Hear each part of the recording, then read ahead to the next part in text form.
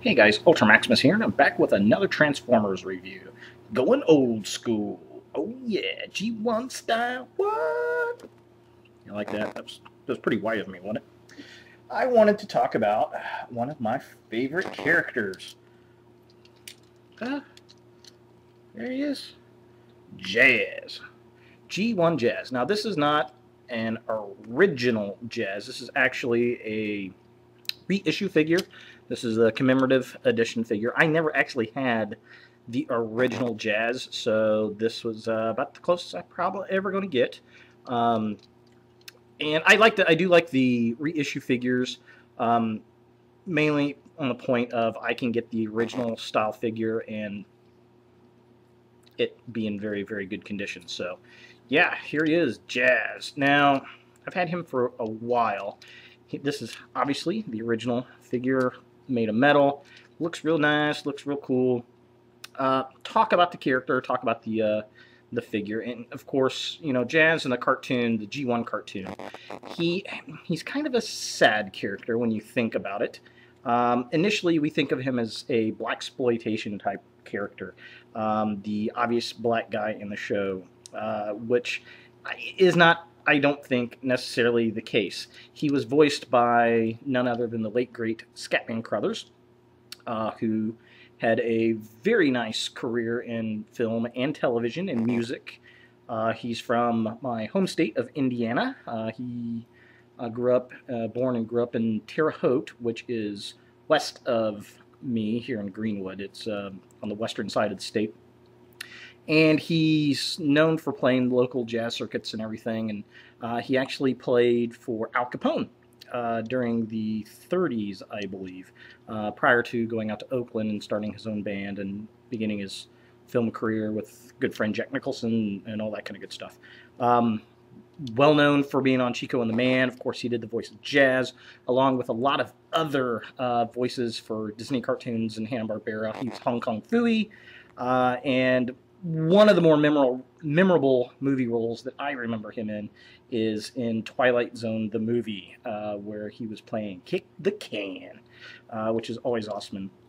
And I think, you know, a lot of people say that Jazz was a blaxploitation character, and I don't really think that's the case. I think it was just Scatman Crothers' larger-than-life personality coming through in the voice acting, which I really liked. I mean, the character was fun. He was out there and boisterous and bubbly, and it was always a good time when you saw Jazz on the show and in the movie. So it was, like I said, I think it was more Scatman coming out than it was them trying to make him, oh yeah, he's definitely a black character. Well, it stuck with the character, though. He is definitely kind of a smooth-talking, hipster kind of guy. It translates over in badly in the 2007 Transformers movie. You have a very poor rendition of Jazz in that film, who ends up dying. And then you also see the character in Transformers Animated, which I think was actually a very good rendition of Jazz. I think it was a good homage to the original voice work by Mr. Scatman Crothers. And Jazz is one of the few characters that survived Transformers, the movie. Unfortunately, Scatman Crothers passed away the same year that film came out, and we don't see, I think we see Jazz one more time in the third season of the Transformers, where he wins a race to replace Blur, but he has no talking lines, which I believe is the last time we see the character in the G1 cartoon. And the character itself is kind of tragic in the fact that initially Jazz was supposed to be the first lieutenant to Optimus Prime, so he was supposed to be second in command of the Autobots. Well, as the show goes, I mean, it really starts that way in the original episodes, but as the show moves forward, Jazz becomes more lighthearted, and he likes the music and the Earthlings and that kind of stuff, which translates over into Transformers Animated, but Ironhide really kind of takes over, in my opinion, as that kind of second in command. He's always the one when Optimus is down. Ironhide takes over and starts leading the Autobots, when really it should have been Jazz. And then, of course, we get Transformers the movie, where we've got Ultra Magnus, who seems to have been built purposely to replace Jazz. And even at the beginning of Transformers the movie, Optimus sends Ironhide to Earth instead of Jazz, running the shuttle down to Earth.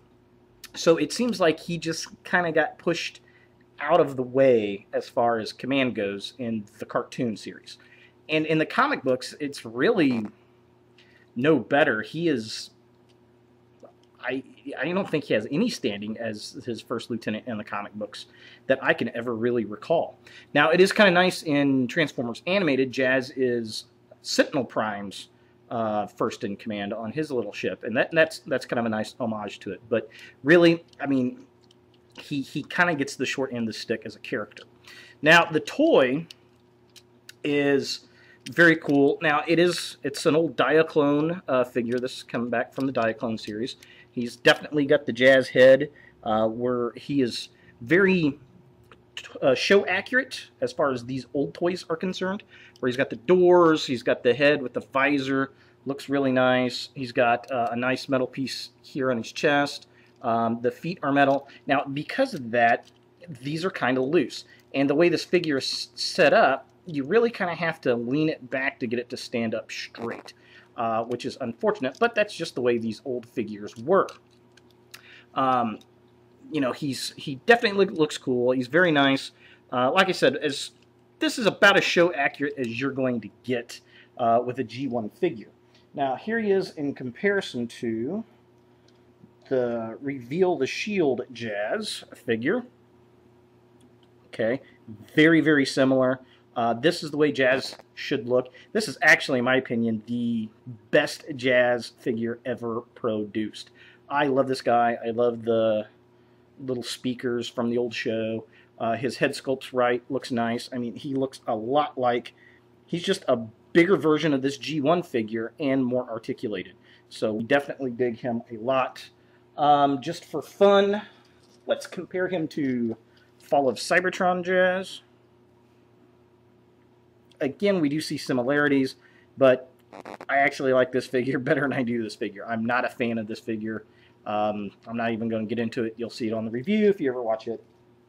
But yeah, definitely really cool. His transformation is relatively simple. You just flip his feet. Is it up? Goodness, it's been so long since I've transformed this guy. I can't even remember how he goes. I know the head comes in like this. Body's going to come down. The feet are going to go, I think, in. Yeah, in. Ooh. That. Oh my goodness. Now these arms are going to fold up underneath. I'm doing this, trying to do this from memory because it's been a while since I have transformed this guy. They're going to push that in, get his hands up underneath like that.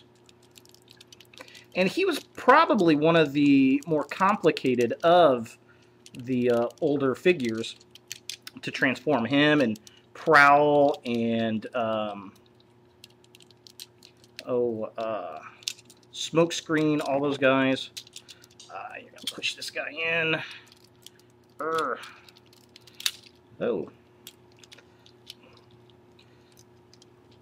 So old. You're like, even this being a re-release, this is still kind of an older figure.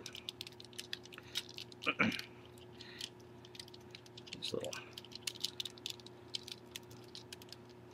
doors.